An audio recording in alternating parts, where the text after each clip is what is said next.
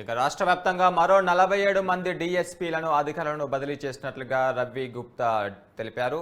22 రోజుల్లో డీఎస్పీను 5వసారి బదిలీ చేసినట్లుగా ఆయన వెల్లడించారు. గత నెల 12వ తేదీ నుంచి మొదలైన ట్రాన్స్ఫర్ల పర్వం కొనసాగుతూనే ఉంది. ఇక మరోసారి 47 మంది డీఎస్పీలను బదిలీ చేసినట్లుగా డీజీపీ రవి గుప్తా వెల్లడించారు.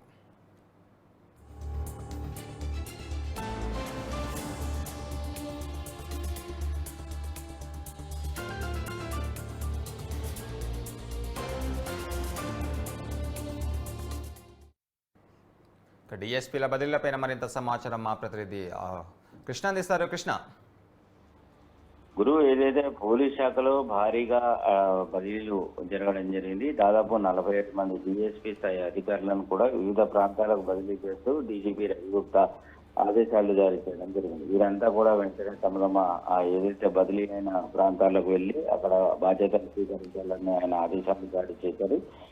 ఏదైతే ఎస్ఐబిలో పనిచేస్తున్న డిఎస్పీ ప్రణీతరావు వ్యవహారం అనేది ఇప్పుడు పోలీస్ శాఖలో చర్చనీయాంశంగా మారింది.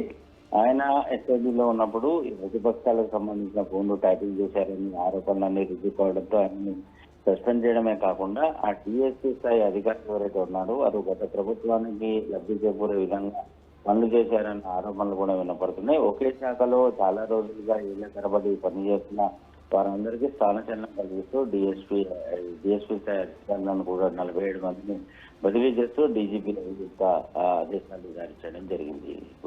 Right, thank you Krishna.